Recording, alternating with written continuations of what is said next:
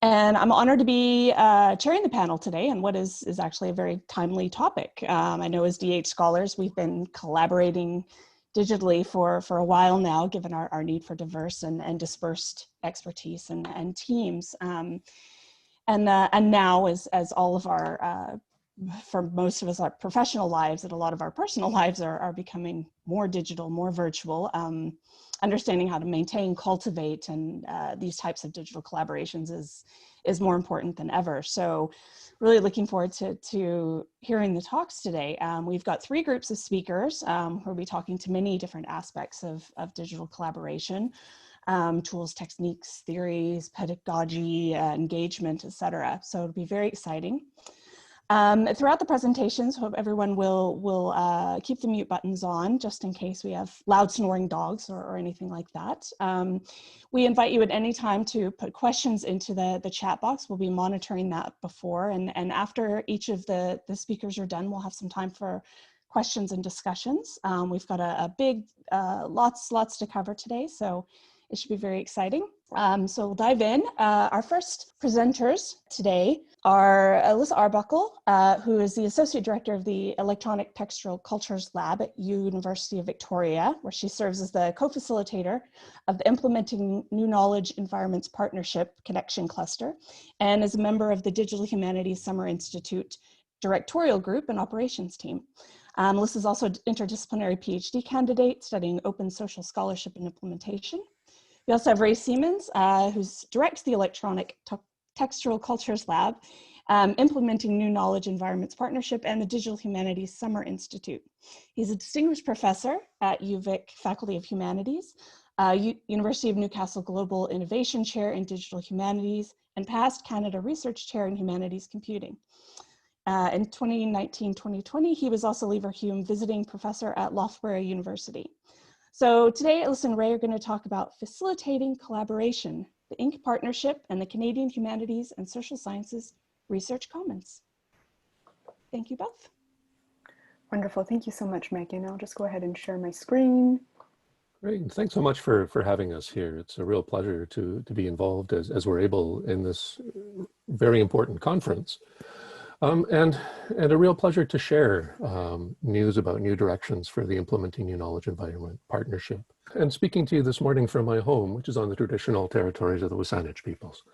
So the INKE Partnership is a different kind of partnership than many of the smaller, more researcher-focused partnerships that we've all belonged to over time. This is one that's very broad-based and goes into the information ecosystem of academics quite broadly. It works to bring together leaders of various kinds, including in scholarship, but also in policy, in the library world, research computing organizations, interest groups, post-secondary institutions, and beyond, with the aim of, together, from the various perspectives we all can bring to it, realizing open, inclusive, publicly engaged scholarship that serves academic and academic research interests, but also the interests of all those in our partner group, and particularly to the mission of the university in serving society at large. There are a lot of challenges that our group has articulated over the years, and having had a glimpse at some who are in the session, you've been to some of our sessions and participated in some of the discussions where we as a group have reflected on the economic, infrastructural, access-oriented, and implementation challenges that face this broad movement, but also know that as a group we're working to address by identifying and then overcome some of the challenges we face. The ultimate goal, as I hinted at earlier, as the slide gestured towards earlier, is this thing that we've consensually and collectively over a few years defined as open social scholarship. And by open social scholarship, he said, anticipating the next slide, what we really mean is something that enables the creation, dissemination, and engagement of open research by specialists and non-specialists alike in ways that are accessible and significant to those groups and more. Accessibility and significance often being defined by perspective. So it's a conscious recognition of that. I have the pleasure of being project director, but also involved with Alyssa Arbuckle, co-facilitating one of the clusters. Lynn Siemens and Tanya Neiman co-facilitate another, and I'll talk about that cluster a little bit. They're looking particularly at policy John Bath and John Sokolowski, looking particularly at engagement and collaboration with a number of different communities. Perhaps citizen science is one way of describing the cluster that they're involved in. And Connie Crompton, who I see amongst those on our group here, and Laura Estel focusing in particular on training as it reflects the concerns, the interests and aptitudes of our group. In total, we're 29 partners. We're across about 24 institutions, 26 researchers, and 13 of those are co-applicants and 13 collaborators. We have a number of very prominent partners, all of them very important to our mission and mandate, ranging from groups like the Canadian Association of Research Libraries and the Canadian Research Knowledge Network to the University of Newcastle, Australia-based Centre for 21st Century Humanities, and a number of other groups we might very much delve into if we had world enough and time. Our clusters fall into these categories: connection, policy, training, and community. And in our talk today, Alyssa and I, but very soon Alyssa solely, we want to talk about the connection cluster. Each of our clusters has a research question, objective, and a very tangible activity and output that all of those across the very many perspectives reflected in our partnership agree to be pertinent and pragmatically positive. The research question for connection is largely this: how can open online spaces, or a space, support the humanities and social sciences? By asking this question, we hope to be able to achieve an objective, which is to strengthen open research communication and understand, again, very pragmatically, in a way that affects positively, brings together all of our partnership communities in a key activity and output, and that is the Canadian HSS Commons. Hi, yes, Alyssa Arbuckle, and I'm joining you today from Coast Salish territory, territory of the Musqueam, Squamish, and Tsleil-Waututh people. Really pleased to be here. As Ray said, I'm going to be talking today about the Canadian Humanities and Social Science Commons, which is our key output, as Ray said, of the Connection Cluster.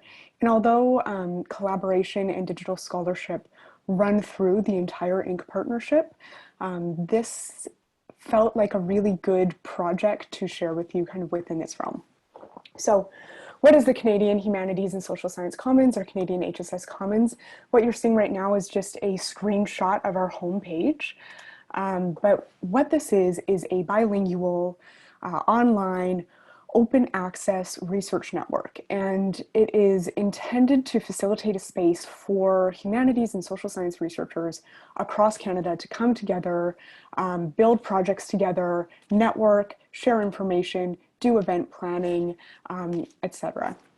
So I was a little bit too nervous to do kind of like an online walkthrough of the site in case it just crashed and burned live in front of everyone. So we're working with screenshots today.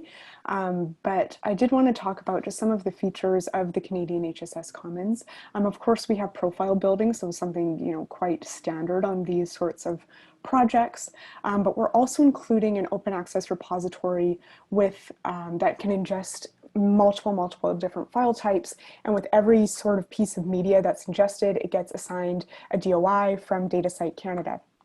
And this is different in a sense from your institutional repository because it is pan-Canadian. So I am a huge fan of institutional repositories and would never say anything against them. But of course, when you go and take your open access journal article and you put it in, UBC's beautiful repository, that is so amazing. But, if I'm in Toronto and I'm looking at the U of T repository, I'm not necessarily going to see what's in the UBC repository. So this is more of kind of a pan-Canadian attempt at open access, or green open access.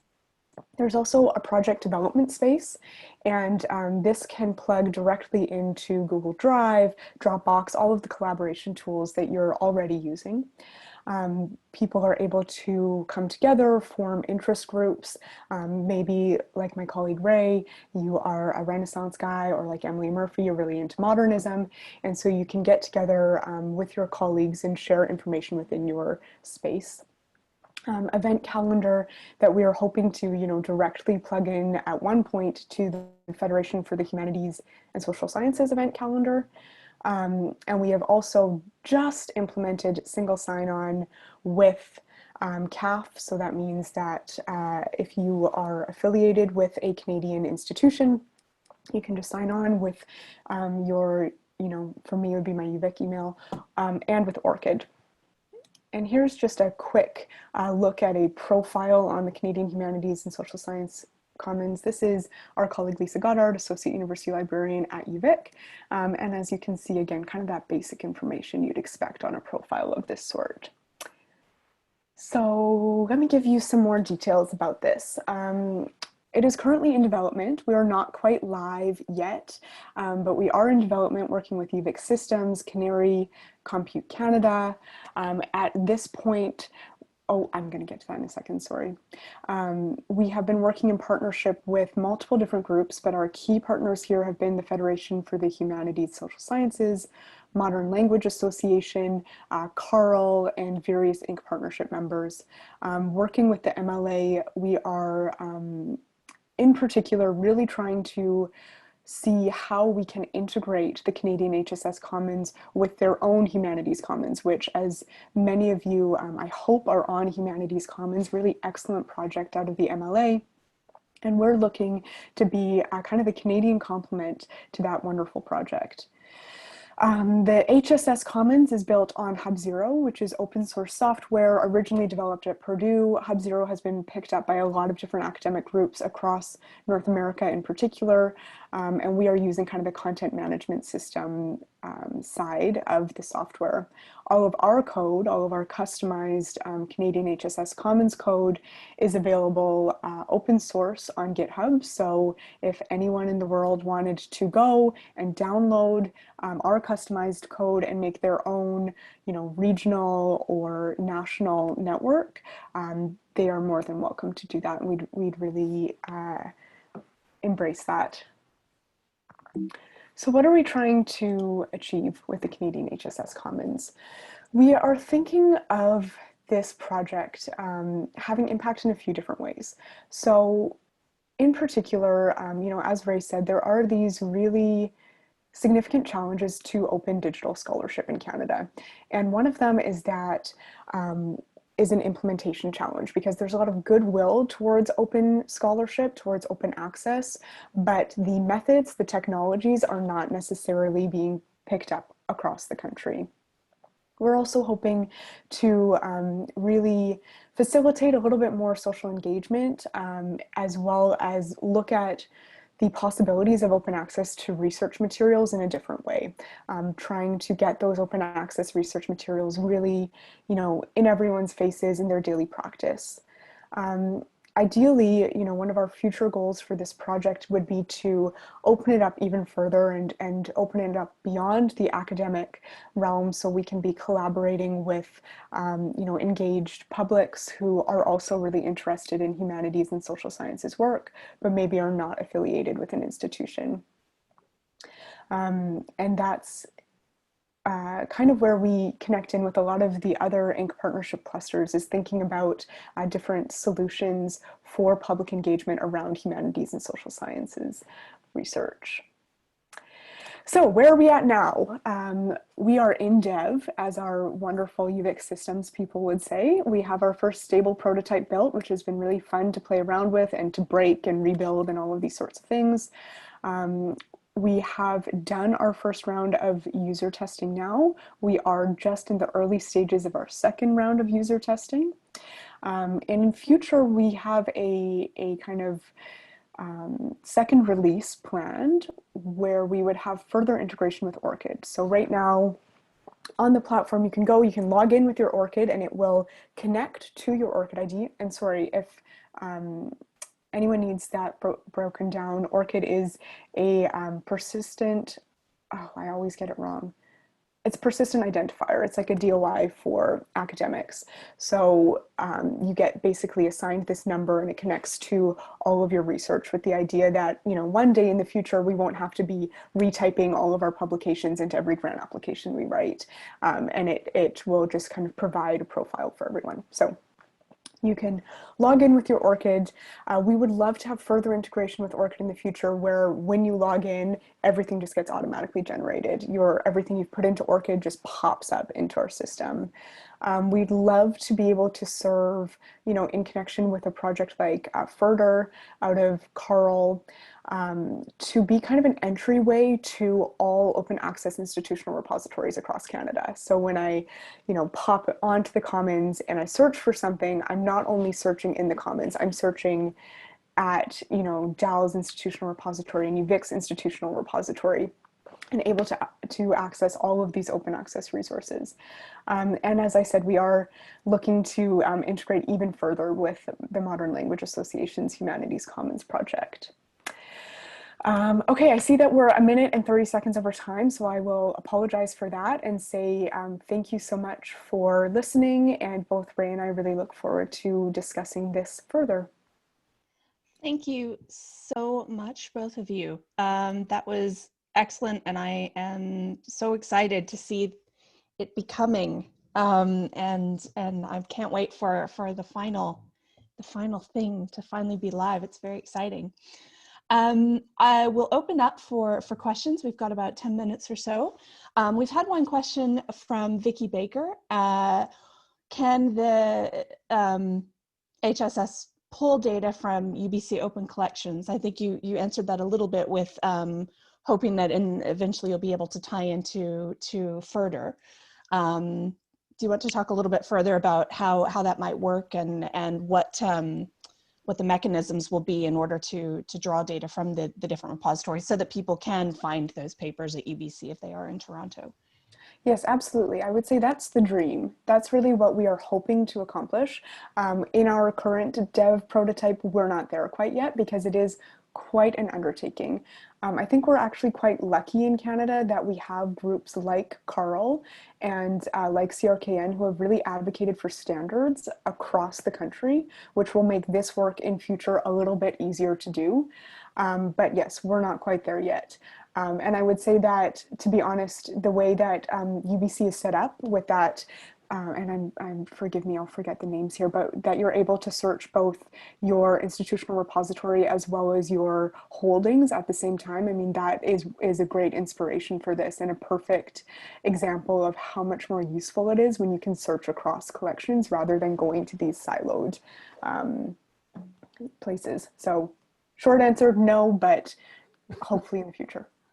Awesome. If I could add something to that too, from a different perspective. So Alyssa has talked about it from the pragmatic development oriented perspective. I want to talk about it from the higher level partnership perspective. And here I really want to give credit to Kathleen Fitzpatrick, who's been such a tremendous mentor to us and our community in understanding how to build for many communities. But I would say underlining that, and Alyssa heralding what you brought out in your presentation, underlining that simply how to build. And so it's all about iteration, especially when you're building across communities and across systems, across things that are going to change. Like, for example, this idealized imaginary interlinking with the UBC system. That is something that is an essential connection, but can be very readily broken, or with UVic or with others too. So our model here is, first of all, prototyping, and so I'm excited to be where we're at with the prototype. You guys want to try it? Come on over. But also really excited to know that we are going to be implementing change over time in the best way possible to ensure that the needs of our communities are being best represented in this piece of software. Excellent. We have another question here from Jesse Thomas. I'm new to the HSS Commons. How would I connect with the UVic project once it's up? Hey, Jesse. Yes, new to the Commons, but not new to us. Yes, for you and of course everyone on the call, please feel free to get in touch with me directly. As soon as we are officially launched, you can bet that we are going to be singing this so loud from every single hilltop, so you will hear about us. But if you're interested in being kind of an early stage user, coming into the system and basically trying to break it as hard as you can, then send me an email right now and we can definitely get you set up and you can play around with it. And I'll throw my email in the chat. Can I volunteer myself for breaking duty as well? Yes, I mean, it is kind of fun. Well, yes, fun to be the breaker, less fun to be on this side, but we're like, no. Oh, it's all fun. It's all fun. Right. Excellent. We're also working with our colleagues in Australia and the Canadian Australian Partnership for Open Scholarship. And we're setting up an implementation down there, which we hope will not only benefit from everything we might do, breaking, fixing, advancing, sharing, but also bring that to a similar but geographically distant group and see how they contribute to it, to the benefit of both of the installations, nationwide in each instance.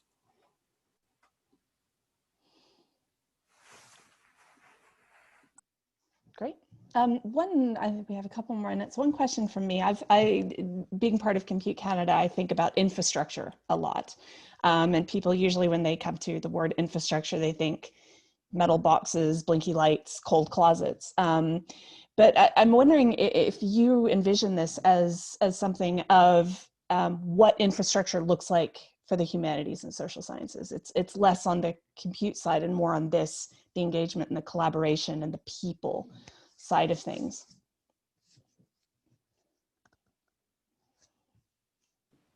Do you want to take that, Ray, or shall I? Well, why don't we tag team this like we did the other? The answer is yes, to everything, really. You know, on the one hand, we had a wonderful meeting with those that fund infrastructure the other day, or at least are related to the funding of infrastructure. And they saw this as a platform, or this thing we're talking about as a platform, and they understood it in those terms. Once they could see the sort of material exchange that was going on. So again, back to pragmatics of partnership and interaction. And once they could understand what was necessary to facilitate it. So it very much is that, but it's the community also, which is a type of human infrastructure. And that's really something that we want to help mobilize in, well, what is for us in Canada, a very unique system, legally and otherwise, allowing certain types of sharing that don't exist in other legal systems in other nations. We feel there's a real opportunity there working across our body of partners, especially who themselves are involved in academic information provision and represent the humanities and social sciences constituency across the country. So we've got some really interesting understandings of community and infrastructure at play there. I think that's perfect. I don't have anything to add. Oh, I meant to say something, sorry. I just got excited. It's the coffee hitting. Excellent. Well, thank you both so much. We really appreciate that. If anybody has a question that comes to you later on, please just throw it in the chat and we can always keep the discussion going. I am going to move on now to our next presenters. So again, it's my honor to introduce our next presentation, Press Play, Enabling Creative Undergraduate Participation in Digital Research. The Press Play Pedagogical Research Team is a collaboration between the DH Lab at the University of Exeter and the AMP Lab at UBC-Okanagan. Presenting today are Alan Bavi, a PhD student in Digital Arts and Humanities interdisciplinary graduate student, Charlotte Tupman, Research Fellow in Classics and Ancient History and the Digital Humanities Lab at the University of Exeter, and Emily Murphy, Assistant Professor of Digital Humanities and Assistant Director of the AMP Lab at UBC-Okanagan. A contributing author who is not able to present today is Kara Shear, an Associate Professor of English and Director of the AMP Lab at UBCO. As a research team, they have presented work at the Spoken Web Symposium. And Emily, off to you. Okay, great. Now I'm in the hot seat for remembering how to share the slides. Okay, thanks very much. What we're going to discuss today, if you could move on to the first slide. Thank you. Emerges from our experience of planning for an international exchange program called Press Play. It involves 3 institutions, the University of British Columbia, the University of Exeter, and Concordia University, and it's been generously funded by UBC and Exeter.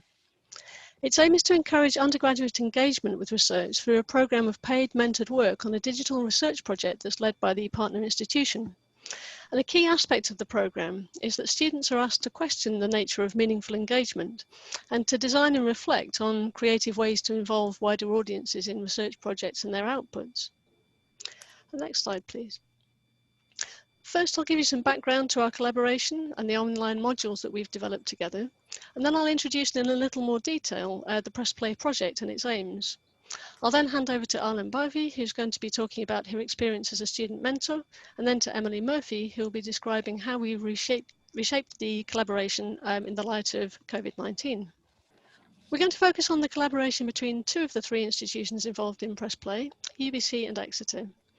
Our partnership was initiated in 2018 when UBC Okanagan invited two of us from Exeter to present at the Digital Arts and Humanities Colloquium, which was hosted by the AMP Lab and organised by its director, Carrie Shearer, along with Francisco Pena. The AMP Lab, whose assistant director, Emily Murphy, is one of our speakers, is a CFI-funded space that houses 5 major research projects, the largest of which are the $2.5 million Spoken Web INKE Partnership grant and the Digital Art History Research Collaboratory. Through its outreach activities and an emphasis on knowledge mobilisation, the AMP Lab has a high level of student interest and community engagement. It's got a very strong interest in offering well-mentored research opportunities to undergraduate students, and it has a mentorship chain, including postdoctoral fellowships from Spoken Web. Exeter's Digital Humanities Lab acts as the focus point for quite a wide range of DH activities that take place throughout the College of Humanities. It's both an active research unit and a support for colleagues to realise their digital projects, and it's used by staff and students for research, teaching, digital skills training, hackathons, exhibitions and other events. And undergraduate involvement has been really key to the DH Lab's operations. It runs an undergraduate internship scheme each year in which interns gain experience of working on current projects, organising events, running tours and so forth, and supervising the work of other students in the lab. So pedagogy and training, as we all know, has always been very fundamental to the digital humanities. And so when our teams met, it became really clear that they constituted key aspects of the activities of both of our labs. So it felt completely natural to want to work together to design a programme that placed undergraduate students right at the very sort of heart of the research rather than on its periphery. In the initial partnership, both our labs wanted to build on our existing emphasis on undergraduate outreach, integrated with faculty research. So we worked collaboratively to produce 2 online self-paced modules for training, one on text encoding and the other on audio digitisation. And each module is intended to be used across student and researcher scholarly context so that it can be used within both classroom spaces and lab spaces, complementing our existing teaching and training courses.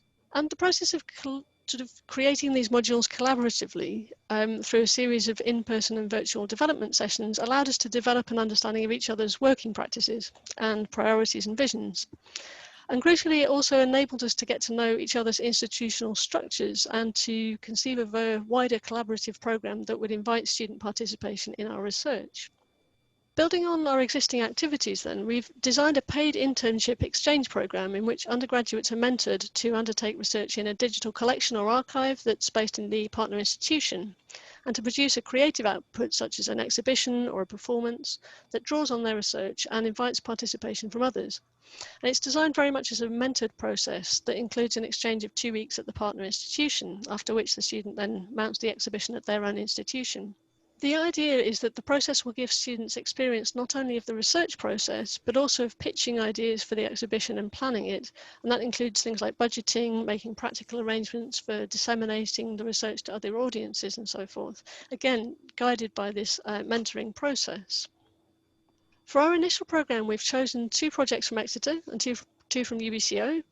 Spoken Web, which is a research network that's developing collaborative approaches to literary historical study, digital development and critical engagement with literary sound recordings. The Aga Khan projects at DARC, which explore how digital tools and technologies can transform art historical research and teaching. Poetry of the Lancashire Cotton Famine, which investigates the poetic response to a 19th century famine that had a severe impact on labourers in northwest England. And Famine and Dearth in India and Britain, which explores issues of food security in early modern India and Britain through a vast number of collated source materials. And for each of the partners' projects, we've made some suggestion of areas on which the students might want to focus, but we're actively encouraging them to put forward their own ideas. And as I say, we're particularly keen that they themselves should decide the criteria for meaningful engagement from their perspective, which of course might differ from ours. And these are designed as paid internships, which means that there's perhaps more freedom in how we assess the outcomes. And also we're hoping that students will feel that they have more flexibility to be creative in their approaches and put forward new ideas that might perhaps not have fitted neatly within the constraints of a standard marking scheme.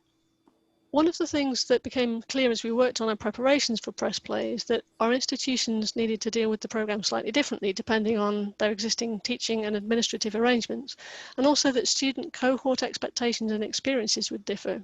So for UBCO, students could take a full credit course that would lay the groundwork for such a project, and at Exeter it was envisaged that the programme would be offered initially to students who were taking our liberal arts undergraduate digital humanities module and students who'd perhaps been part of the DH Lab internship scheme and therefore had some background already, with a view to then opening this up more widely in future years.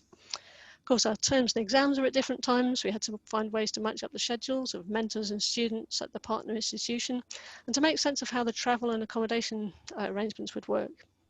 And as we worked on our plans, we also needed to bear in mind our faculty level and institution level priorities and ensure that the programme fitted in well with both of those. On a very practical note, partway through the discussions, we realised that even the word module has slightly different meanings for the two institutions. In a UK context, a module is used to describe what in Canada would normally be called a course. Thankfully, we discovered this fairly early on, but it did raise the need for very clear communications between our teams. And we've had a very positive response from the students who've been involved in the collaboration so far in the planning processes. Both Connor and Stephen, who are quoted here, were involved in the preparation of our collaborative modules and discussions about Press Play. And we've been really pleased that they've valued that experience so highly. I'd like to hand over now to Alan Bavey, who's going to speak about her role as a student mentor for Press Play. Thank you, Charlotte. Hi, I'm Alam, and I'm a PhD student at the UBC on the unceded territory of Syilx Okanagan people. I'm joining from Treaty 133 and the land of Métis people in Winnipeg. And today I'm going to talk about the key steps in my role as a student mentor. I'm going to start with step one as a relationships, making a good relationships. Based on all my previous experiences as a student mentor in several universities, I knew that the key strategy to help students in a research group is to make a good relationship. And my role as a student leader is to make a relationship based on trust, advocacy, and courtesy to deal with hard situations and also to reflect students' needs to faculties. Second step is organizational citizenship behavior. Since the beginning of the Press Play, I have been able to bring my previous experiences to my role, and I have been most interested in the concept of organizational citizenship behavior that first defined by Dennis Oregon in 1988. And this concept was a central dimension of my formal training back home as a student leader too. I began my role in the Press Play at the very beginning of the projects, and in my initial discussions about the role with project leads, it's become clear to me that organizational citizenship behavior would be a useful concept in academic environment as well. And so I have structured much of my approach to the Press Play in line with concept of citizenship, my own research experiences, and my understanding of the benefits of international academic exchange. The third step is group communication. Based on what I learned, it is highly important that at the heart of a meaningful educational experiences are two integrated processes. First, reflection, and the second is discourse. Both of these processes require close mentorship and training that is a part of my role too. You may know that for many undergraduate students, doing research is like doing a classroom assignment, and their primary duty is to do the work that is assigned to them. But as they move from classroom environment to research environment, graduate students like me can facilitate communication with faculties and also help students to understand the citizenship of this kind of research to make integrated processes happen.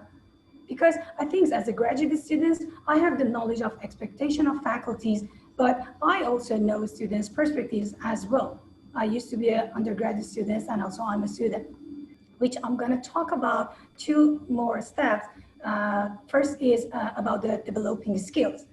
Student leadership is a complex activity, challenging, engaging, stimulating, and of course, multi-layered. As a leader, it is important to teach the undergraduate students to be a good research citizen. Also, it is expected to interact with undergraduates and encourage them to develop their skills in some of the following areas, as you can see. And finally, the last step is to make a kind of accessible research. My experience as an international student during the pandemic has given me a unique perspective on the complexities of international exchange. In organizing the exchange before the pandemic, we made the fundamental assumption about our students. The UBC students live in Canada, obvious, and the Exeter students live in the UK. But once the pandemic started, our assumption was not true. And as an international student, I have seen a range of different students' experiences as international students grapple with their research courses and employment. In my experience as a student leader, the Press Play projects helped me to roll out a series of measures aiming at making it easier for international students like me who will be beginning their research online while international travel restrictions remain in place. So thank you, Emily, over to you. Okay, so I am Emily Murphy. I'm joining from the unceded territory of the Syilx Okanagan people. And as a way of transition, one of the things that we as a research team found really valuable, especially in working with students like Alam in her student leader role, is that she has illuminated a few things to the organizing team, not least of which is the nature of collaboration across university hierarchies. So DH has long established that collaborative work has the potential to break down academic hierarchies, and it might seem at first glance that a program like a mentored and paid international student exchange facilitated by a graduate student leader might be too structured by hierarchies to benefit from the anti-hierarchical nature of DH. But we actually found the opposite. Instead, we found that these hierarchies aren't necessarily going away in collaboration, but that representation and advocacy across them is vital for integrating undergraduate students into DH research. And as an international student herself, Alam was especially well positioned to bring this perspective to Press Play. In fact, it was her perspective that reminded us that the students that we've been thinking of as Canadian or British and to whom we would be hoping to offer an international exchange program are often already international subjects. And she brought to the table the perspective that many of those international students are now, under COVID, completing Canadian degrees in countries outside of Canada, and in many cases prompting radical changes in work that can be done by these students and relocating research work to the home countries of graduate students.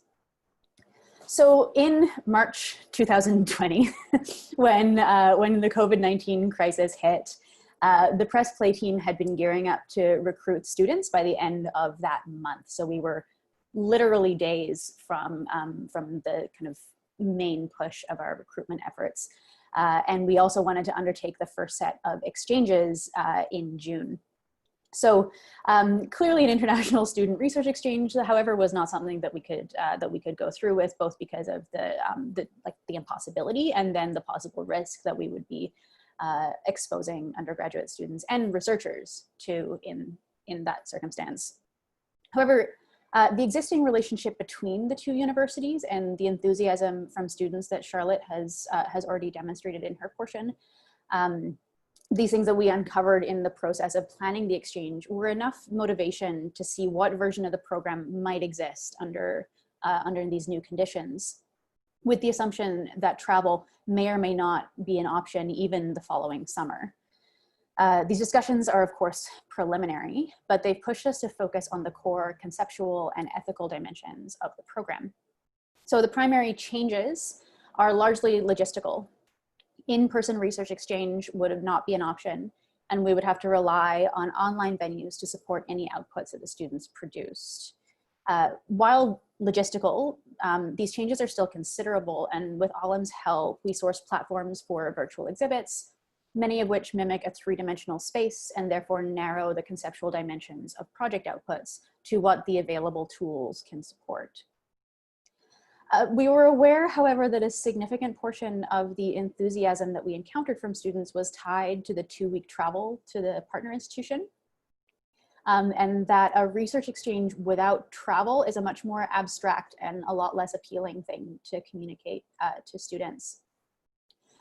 So as a way of trying to maybe understand why would we continue with a program like this when the most appealing thing for students is no longer an option, we focused on what we could preserve. And in doing that, we were able to, I think, recenter aspects of the program that focuses on student research culture and the conceptual principles and infrastructural support that it requires.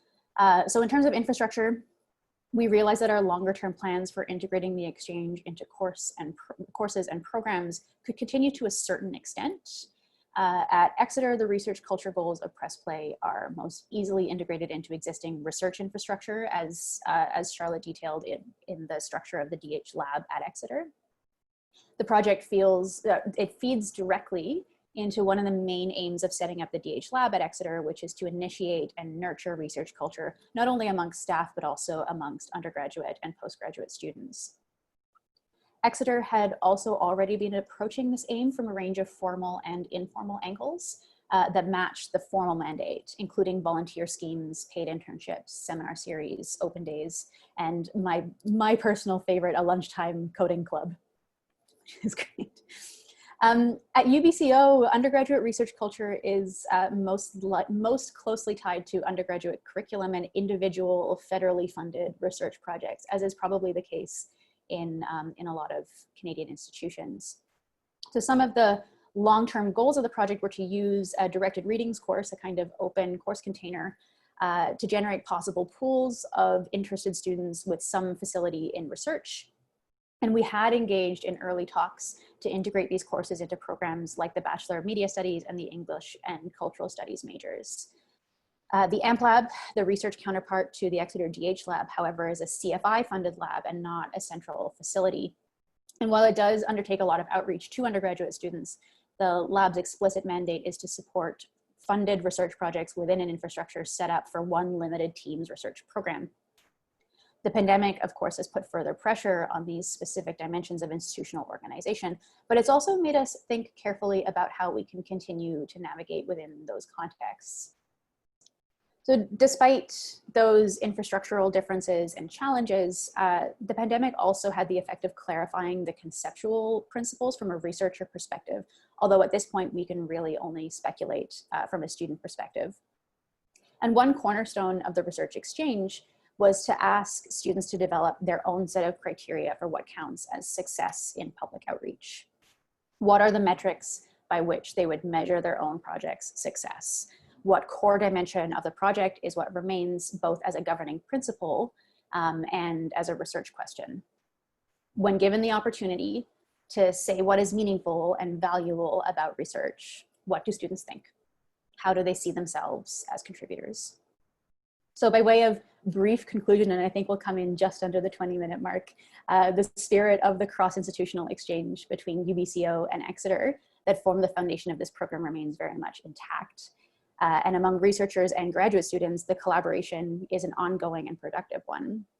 As is the case for many universities and many nascent programs, it has of course been frustrating to pause a program with a great deal of support and momentum a matter of days before its launch. However, I think as a research collaboration, we each feel that the time to reflect on the motivation for such programs and their place within DH scholarship has been invaluable. Thank you. 10 seconds left.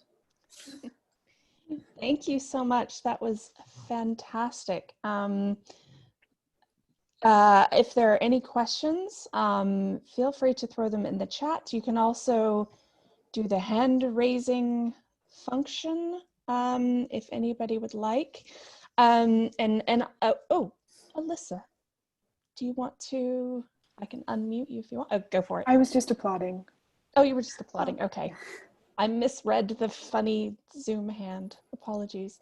I have a question actually for everybody. You spoke briefly about the advocacy piece in advocating for your students and for the program and everything. And I was wondering if you could talk a little bit more about advocating across these hierarchies and how that work differs now that everybody is virtual rather than the in-person relationships, especially in regards to advocating for this type of training being okay to do within a CFI funded lab, for instance. So interested in that perspective. Yeah. I feel like we might each have quite different perspectives on that from our different positions. Well, I suppose, will I speak to it first? I mean, I guess my answer might be a little bit of a cop-out, which is that like we don't quite know what that looks like yet. And I know that in talking to Alan, that a lot of the issues for for graduate students are kind of moving targets, right? Like people don't quite know yet how to reshape their research and what that might look like, both for graduate students and for faculty researchers. We are kind of in the position at UBCO that we don't really have the category of the ALTAC researcher. So we are sort of working with those traditional academic categories. A lot of it has been like self-care. A lot of it's been self-care and kindness and listening for the last 7 months. And despite the sort of top-down university infrastructure wanting to have answers for how things will be reshaped, I don't necessarily think that we have that yet. So the work to rethink those aspects of the programs conceptually and to kind of ask ourselves why we were doing it in the first place has felt like sufficient work for the last little while, or at least work that is that's feasible. Charlotte and Alan, do you have other things to say as well? Yeah, thanks, Emily. Yes, I mean, I would say that from our perspective, it's felt important at a number of levels, I think, to make this work in the current context, partly because, as Emily mentioned earlier, actually, part of the reason for founding the DH Lab at Exeter was to build up a real sort of research culture around digital humanities and to integrate it within the various subjects that fall within the College of Humanities.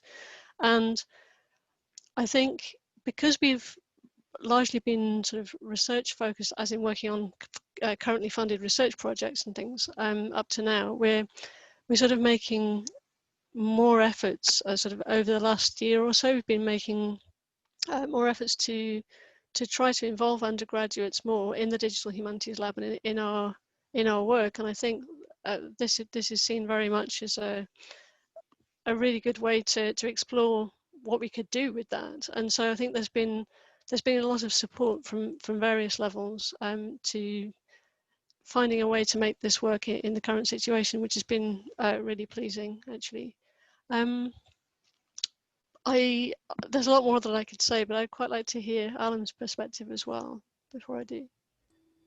I think that you both just cover everything. So as we know that we are just facing too many difficulties for international students, undergrad and grad students, and the university just the day after day, they just find some solutions to help students. So we are just monitoring university to see what's going on, what will be happen next, and then we will follow university for sure.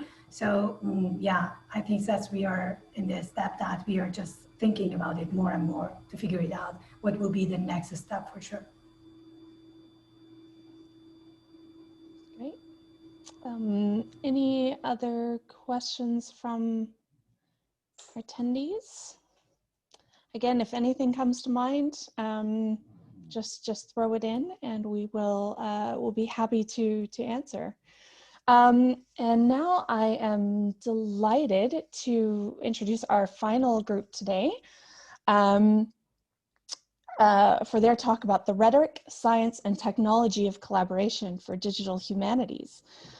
Presenting today, we have Anne Hill-Duin.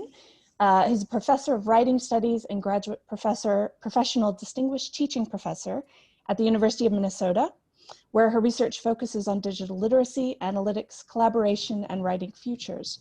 Her international collaboration includes research cluster leadership in the Digital Life Institute at Ontario Tech University. We also have Jason Tam as an assistant professor of technical communication and rhetoric at Texas Tech University, where he teaches user experience, research, and digital rhetoric. He's also a research partner at the Digital Life Institute at Ontario Tech University. And finally, we have Isabel Pedersen, who is professor of communication and digital media studies at Ontario Tech University. She's the founding director of the Digital Life Institute. With her collaborators, she explores embodied computing within global technology shifts, including the adoption of artificial intelligence, brain interfaces, and humanoid robots. And I am delighted to introduce you all. Do you all have, oh, screen share, slides up, ready to go. Great. Thank you all. All right. Well, thank you all. Thank you for having us here, and thanks for the introduction, Megan. I'm going to go ahead and just get us started, and welcome and thanks for having us here. Our talk is titled, as you can see, The Rhetoric, Science, and Technology of Collaboration, and is a result of collaboration between the three of us, as well as other institutional partners that we'll introduce in a little bit in our presentation. And unfortunately, I just want to say that Anne would not be joining us today. And so we're presenting this on her behalf as well. And I'm going to turn now to Isabel so she can introduce herself and also say the land acknowledgement for us. Hi, everyone, and thank you for that lovely introduction. I'll just say that Ontario Tech University acknowledges the lands and peoples of the Mississaugas of the Scugog Island, which is covered under the Williams Treaties. And it's situated on the territory of the Mississaugas, which is a branch of the Greater Anishinaabeg Nation, which includes Algonquin, Ojibwe, Odawa, and Potawatomis. Thank you. Back to you, Jason. Thanks, Isabel. So we begin with the observation that collaboration is a scholarly assumption. And as the theme of this conference states, collaboration is at the heart of digital humanities. And we rely on interdisciplinary interactions to enable digital humanities research, teaching, and learning. And in this presentation, we draw from our own experience in collaborative pedagogical innovations through a partnership between multiple US institutions and a Canadian university. And this partnership has led to the formation of an international research center called the Digital Life Institute, and associated grant work such as the Digital Humanities Advancement Grant, sponsored by the US National Endowment for the Humanities, and that's currently under review. Now, it goes without saying, a collaboration is multifaceted. Multiple fields like communication and digital cultural studies claim that collaboration can be examined from the rhetorical, scientific, and technological dimensions. However, we have yet to create a unified framework to guide collaboration in digital humanities that integrates these dimensions. So we look to definitions of collaboration in existing scholarship and applied a constructivist approach to build a consolidated framework based on existing threads of scholarly discussions. And knowing that no one project can truly encompass the magnitude of collaboration as a theory, as well as a practice, we did not attempt to infer a singular definition for collaboration. The constructivist theory building approach allows for co-construction of meanings between ourselves as authors, the participants in the projects we feature, and the literature that we reference. After understanding and critiquing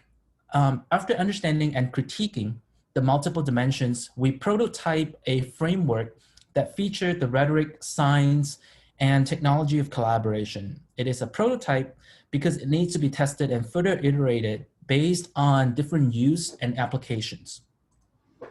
Now, the three of us share a common root in the rhetorical tradition.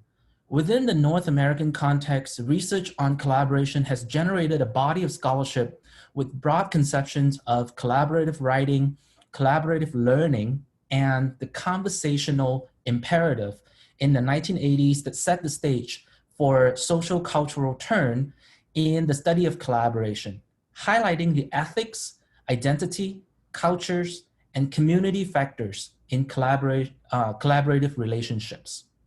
Rhetoric professors Lisa Addy and Andrea Lunsford have invoked a dialogic collaboration, which focuses on the dialectic tensions in the collaborative process.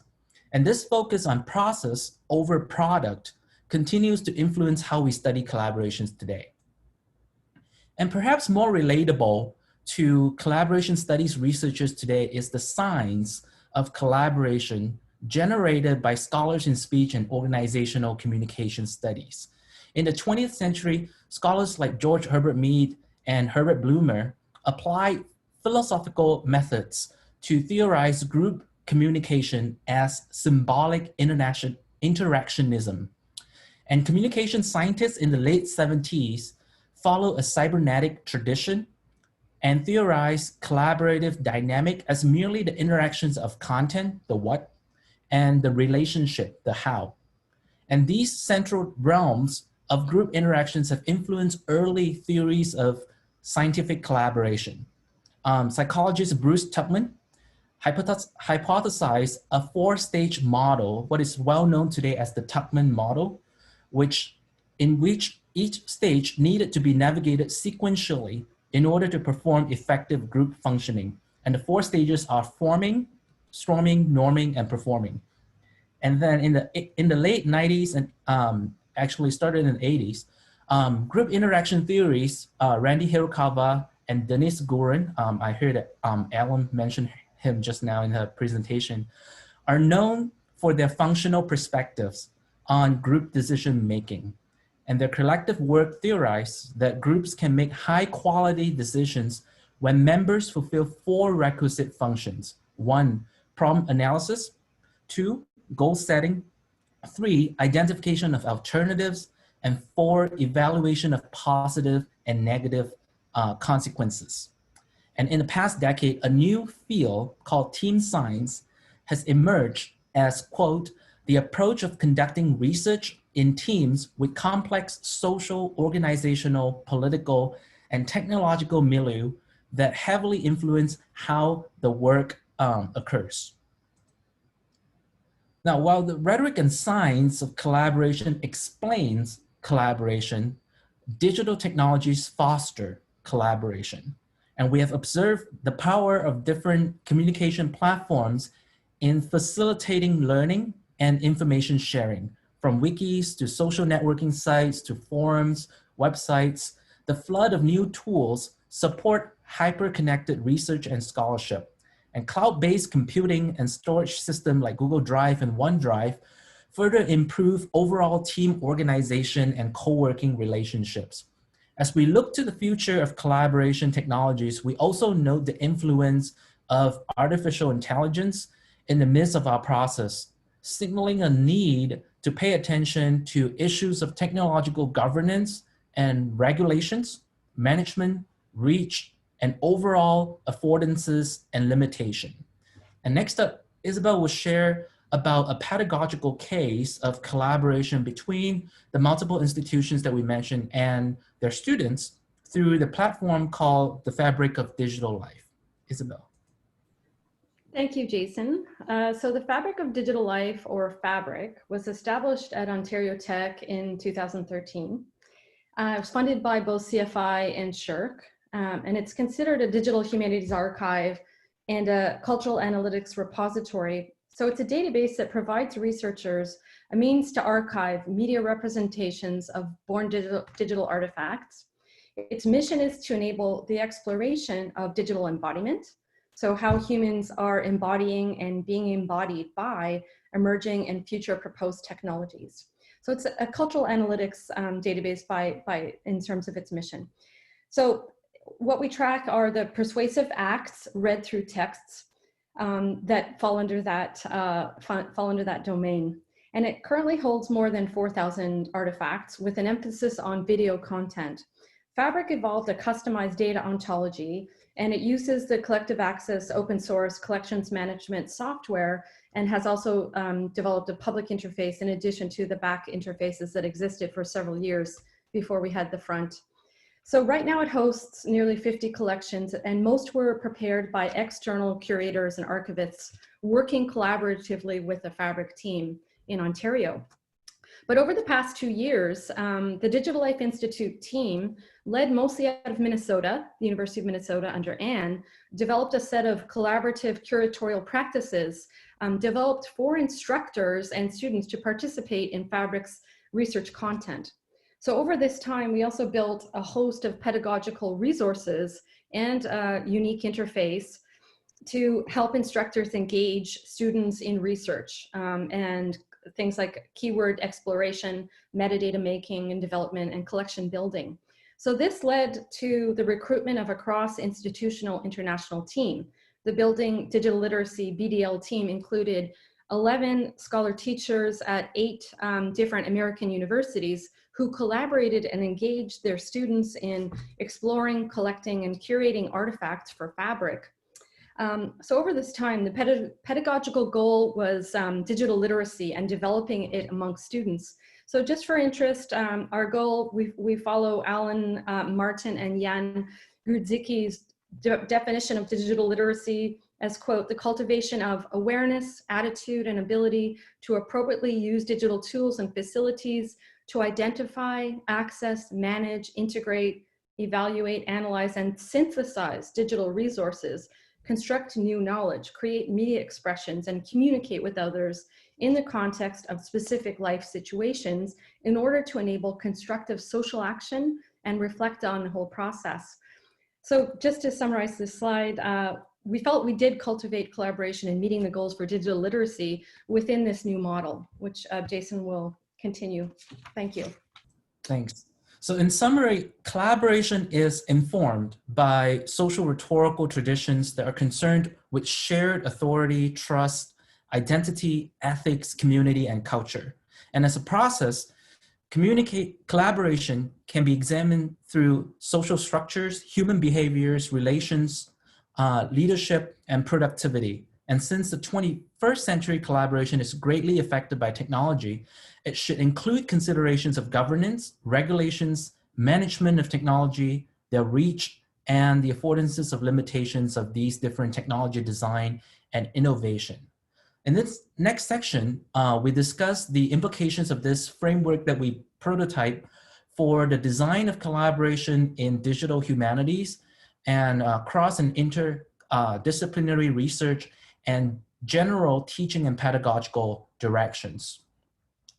First, in designing digital humanities collaboration, we need to consider cultural differences, which means paying attention to the rhetoric of identity and trust within a certain community.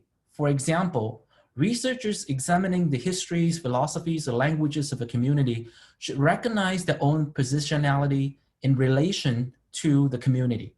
And this means helping to build trust and foster ethical treatments of the human and material resources in a collaborative project. We should also define the relationships between stakeholders, participants, and researchers.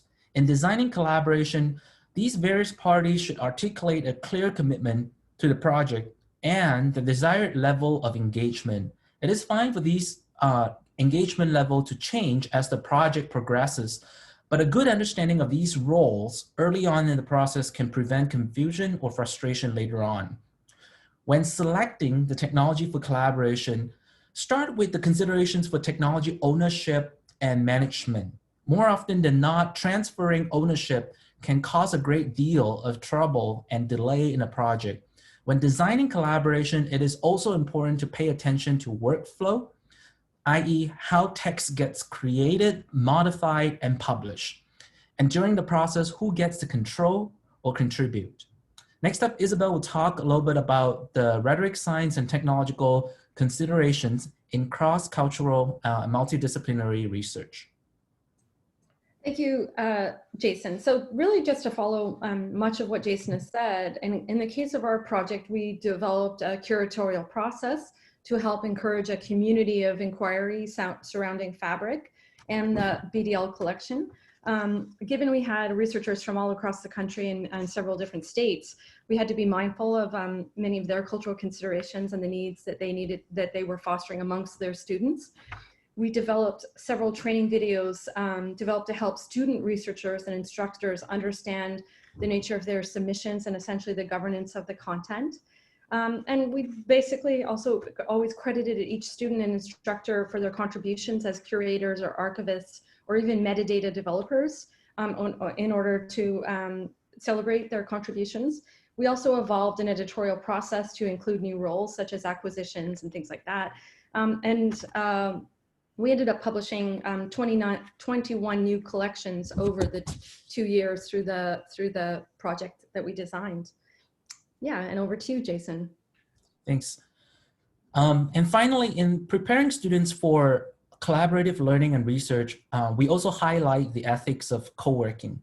And this involves understanding shared values and practices, mechanisms for dealing with different ethical values and commitments, and approaches for managing sensitive ethical issues. We also need to create opportunities for students to experience and understand the processes in team formation and maturation. Collaborative projects let students engage with the interpersonal dimensions of research, and it helps them see how research itself is a social activity. And finally, through collaborative projects, students may also explore the affordances and limitations of collaboration technologies. By using and evaluating these technologies, students develop new technological literacies that can be transferred for future undertaking. On that note, we conclude our presentation, and thank you so much again for having us today. We're pleased to be joined by so many of you who are scholars of prominence in digital humanities, and we look forward to discussion about the future of collaboration. We're especially interested in your feedback on the fabric of digital life and how we may cultivate a community for developing digital literacy.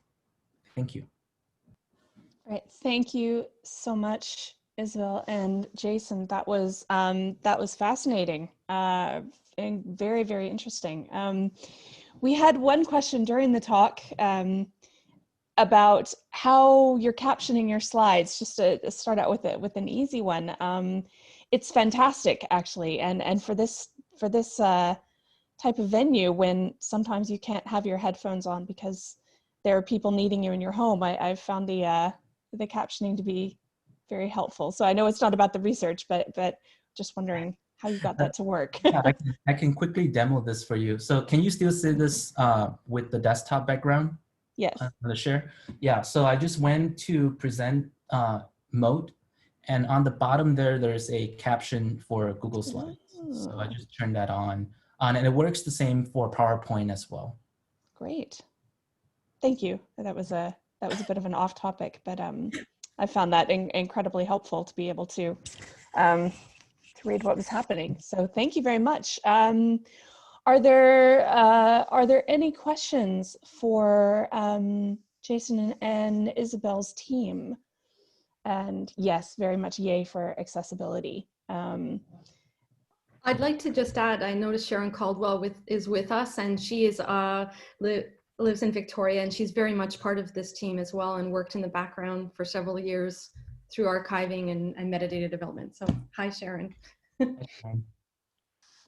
Excellent. Well, I have a really quick question, not about the captioning, but I was interested that you brought in issues around the ethics of collaboration and the ethics around somewhat the technologies that people are using, the collaborative tools.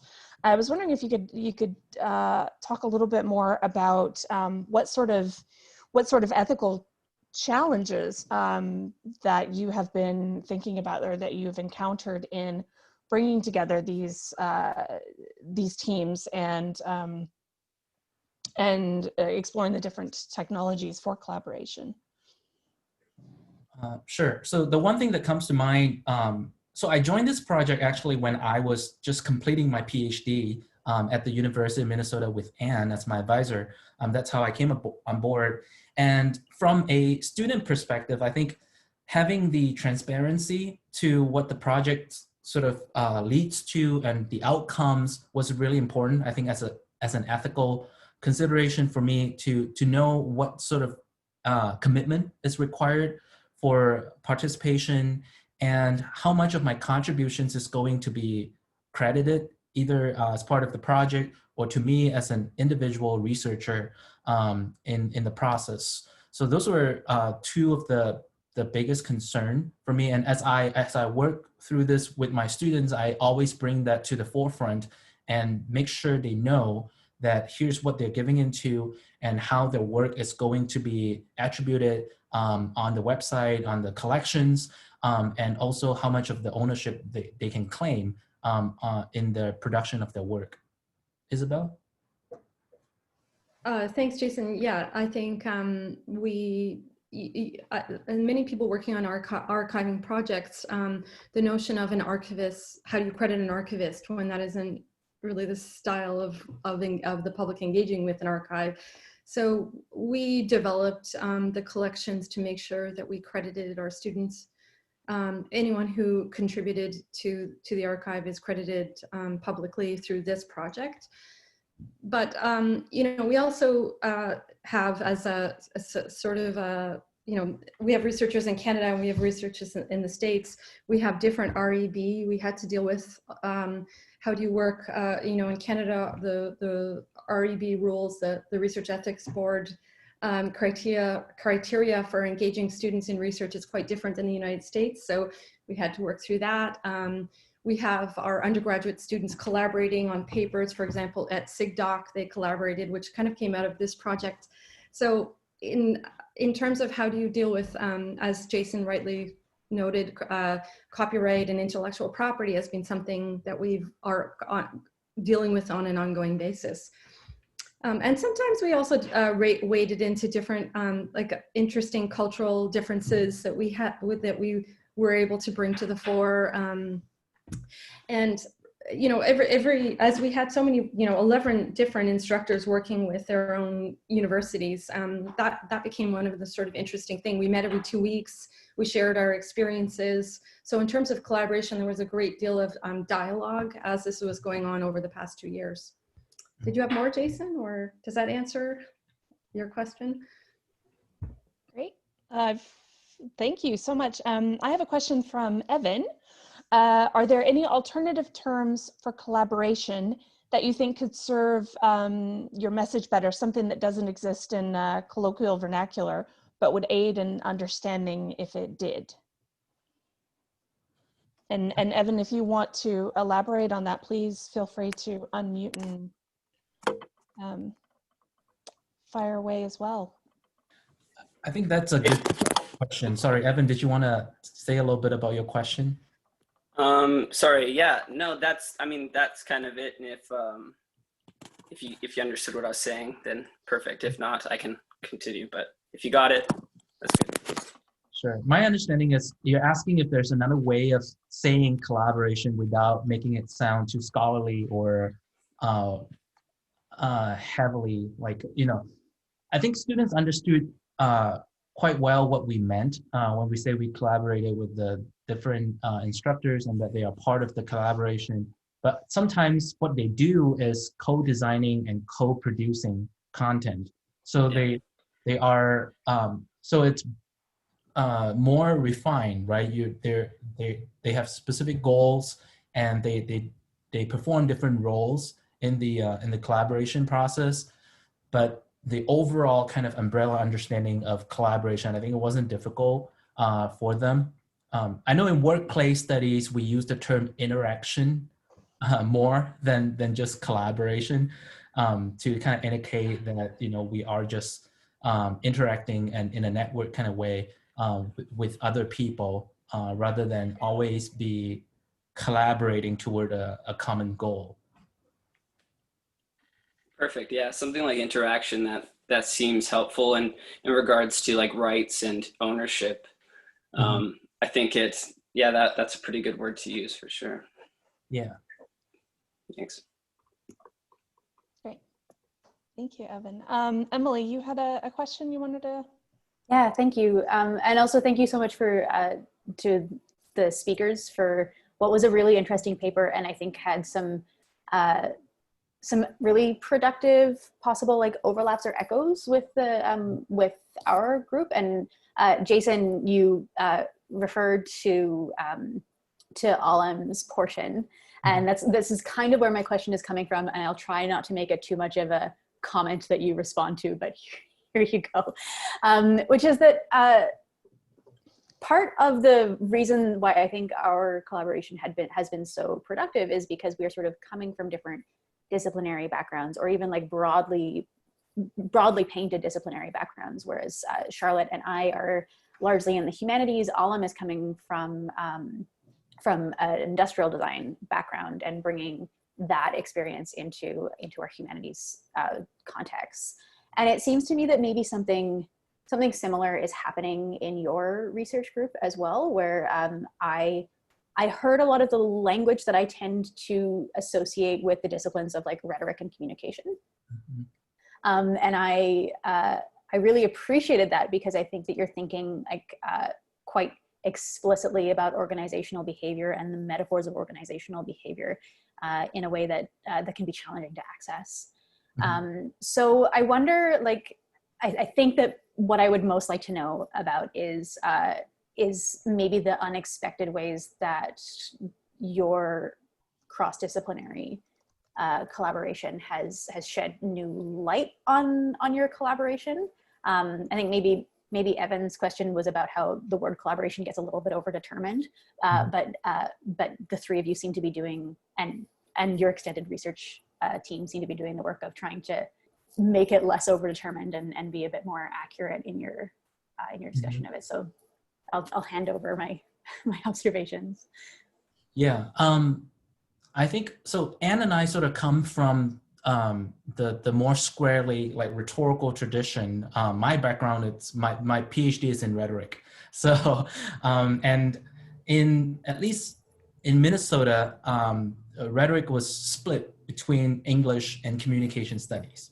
So I was trained from the English trajectory, and when Isabel and Anne formed this collaboration, it was really eye-opening for me. Again, I was a PhD student at the time, to kind of see the clashing of these fields and disciplines, so to speak, and how many overlaps there were between the scholarship that we cite, that we reference, and at times I feel like we were cherry picking too, like who we want to listen to and who we cite.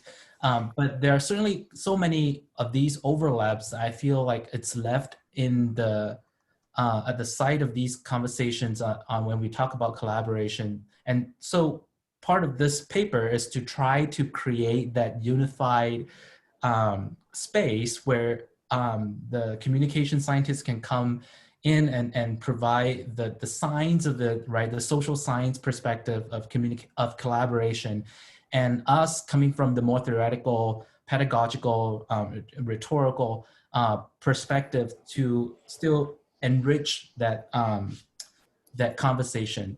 So that was the goal, I think, for me to kind of pull together these different perspectives. And thank you for Vicky for posting the link from this bit.ly from my website that has the bibliography for the paper that we wrote on, and you can see a mix of the social science perspectives and the rhetorical perspectives on collaboration. And I hope that will be useful to some of you who are doing scholarly work in expanding how we understand collaboration from a multidisciplinary sort of perspective.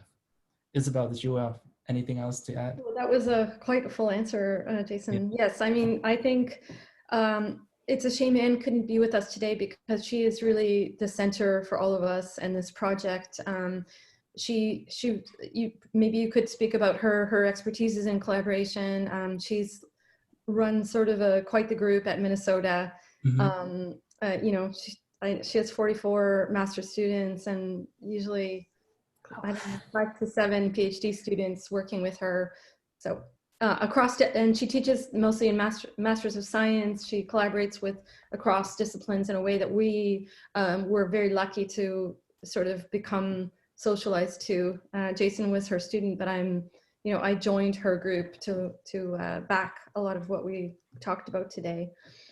In some ways, Fabric is a centralized platform for us to engage in this through the digital. Like, it's our virtual meeting place for a lot of the work, but a lot of the work comes through practice in engaging interpersonal engagement. I mean, meetings, constantly meeting on Zoom in a full way. But, yeah. Great, thank you so much. Let's see, I don't think we have any more questions in the chat. Again, if anybody would like to save the chat with the resources and links and such, if you click on the small box in your chat typing area with the 3 dots, then you can save it, and it saves it as a text file somewhere on your system. And finally, I would like to thank all of our presenters today for your thought-provoking look at digital collaboration from all kinds of very interesting different angles, but with many different crossovers in terms of student engagement and development of of the students and building these collaborative platforms and really the central place of what Ray called earlier, the human infrastructure in your work. Fascinating. Thank you so much. I encourage any of the attendees, if you would like to reach out to any of the speakers, you can get in touch with myself, with the Hub, with any of the organizers of the conference today. If you have any other questions or would like to engage in any other discussion with our presenters. But with that, I want to thank all of you for coming this morning. Enjoy the rest of the conference. Take it easy on yourselves. Everyone stay safe and healthy and have a lovely rest of your day or evening in Charlotte's case. Thank you all very much.